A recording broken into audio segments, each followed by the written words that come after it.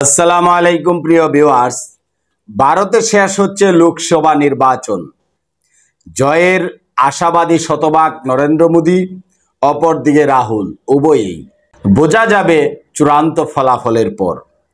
লোকসভা নির্বাচনের যে 7 দফা বা পর্বের ভিত্তিতে ভোট গ্রহণ চলছে ভারতে, তার শেষ দফার শেষ দিন হচ্ছে আজ শনিবার। আজকে ভোট গ্রহণের পর আগামী 4 জুন ফলাফল ঘোষণা করবে ভারতের নির্বাচন কমিশন। বিহার, পশ্চিমবঙ্গ, উড়িষ্যা, পাঞ্জাব, হিমাচল সহ 7 রাজ্যের 57টি লোকসভা আসনে ভোট গ্রহণ চলছে। এসব রাজ্যের মোট ভোটার সংখ্যা 10 কোটিরও বেশি। বিশ্বের সবচেয়ে বৃহৎ গণতন্ত্র বলে পরিচিত ভারতের এবারের লোকসভা নির্বাচনের ভোট গ্রহণ শুরু হয়েছিল গত 19 এপ্রিল। প্রায় 1.5 মাস ধরে চলল এই বিশাল ভোটের কাজ। এবারের নির্বাচন ভারতের বর্তমান প্রধানমন্ত্রী, ক্ষমতাসীন বিজেপির শীর্ষ নেতা নরেন্দ্র মোদীর সামনে টানা 3য়বারের মতো প্রধানমন্ত্রী হওয়ার সুযোগ এনে দিয়েছে। হতে পারবেন কি তিনি? দর্শক, সেটা কমেন্টে জানিয়ে দিবেন। যা স্বাধীন ভারতের গত 77 বছরের ইতিহাসে বিরল। মোদী নিজেও এই ব্যাপারে বেশ ভালোভাবে ওয়াকিফাল। তিনি আবার প্রধানমন্ত্রী হতে চলেছেন।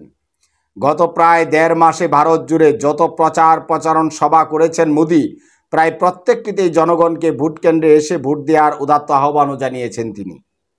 ভারতে প্রতি 5 বছরে একবার লোকসভা নির্বাচন হয়। 2014 সালের নির্বাচন থেকে বিজেপির বিজয় রথ শুরু, পরে 2019 সালের নির্বাচনেও বিশাল বিজয় পায় বিজেপি নেতৃত্বাধীন জোট ন্যাশনাল ডেমোক্রেটিক অ্যালায়েন্স NDA। অন্যদিকে টানা 2 নির্বাচনে পরাজয়ের জেরে রাজনীতিতে কার্যত বেশ খানিকটা কোণঠাসা অবস্থায় পড়ে ভারতের প্রধান বিরোধী দল কংগ্রেস। দলের শীর্ষ নেতা রাহুল গান্ধীর ভারতের প্রধানমন্ত্রী হওয়ার স্বপ্নও ফিকে যায়, ব্যস্তে যায়। তবে ভারতের অনেক রাজনীতি বিশ্লেষকরা মনে করেন এবারের নির্বাচনে ঘুরে দাঁড়ানোর বেশ ভালো সম্ভাবনা রয়েছে কংগ্রেসের। আর এই সম্ভাবনার মূলে রয়েছে কংগ্রেসের নেতৃত্বাধীন রাজনৈতিক জোট Indian national development inclusive alliance India. 2023 সালের জুলাই মাসে গঠিত এই জোটে রয়েছে বিজেপি বিরোধী 26টি রাজনৈতিক দল। অর্থাৎ মোদীর বিরুদ্ধে 26টি রাজনৈতিক দল লড়াই করছেন। এসব দলের মধ্যে কয়েকটি দল বিভিন্ন রাজ্যের রাজ্য সরকার এবং ক্ষমতাসীনও রয়েছেন। ফলে বিগত 2 নির্বাচনের তুলনায় এবারের লোকসভা নির্বাচন ছিল অনেক বেশি প্রতিদ্বন্দ্বিতাপূর্ণ।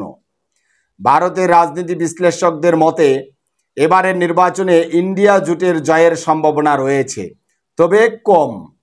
আর বিজেপি যদি নির্বাচনে জেতে, সেক্ষেত্রে গত 2 নির্বাচনের তুলনায় কম সংখ্যক আসন পাবে দলটি। ইন্ডিয়া জোটের শীর্ষ নেতা রাহুল গান্ধী মনে প্রাণে নরেন্দ্র মোদীর শোচনীয় পরাজয় চাইছেন।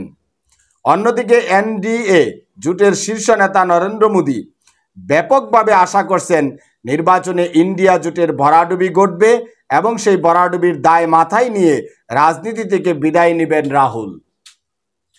নির্বাচনে কে জয়ী হবে তা জানার জন্য অপেক্ষা করতে হবে আগামী 4 জুন পর্যন্ত। কারণ এই দিনই ফলাফল ঘোষণা করবে ভারতের নির্বাচন কমিশন। তার আগে অবশ্য সংবাদ মাধ্যম ও বেসরকারি পর্যবেক্ষণ সংস্থাগুলো আনুমানিক ফলাফল জানাবে, কিন্তু ভারতের জনগণ আনুমানিক ফলাফলের উপর তেমন ভরসা করেন না। কারণ অনেক ক্ষেত্রে দেখা গেছে আনুমানিক ফলাফলের সঙ্গে নির্বাচন কমিশনের ঘোষিত ফলাফলের ঘোষণা মিল নেই। তো প্রিয় দর্শক শ্রোতা, অপেক্ষা করুন 4 জুন পর্যন্ত। দেখা যাক মোদী আবার ভারতের সরকার হচ্ছেন নাকি রাহুল সরকার হচ্ছেন। সেই পর্যন্ত ক্লিয়ার হতে হলে আমাদের 4 জুন পর্যন্ত অপেক্ষা করতে হবে। ভালো থাকবেন। আসসালামু আলাইকুম ওয়া রাহমাতুল্লাহ।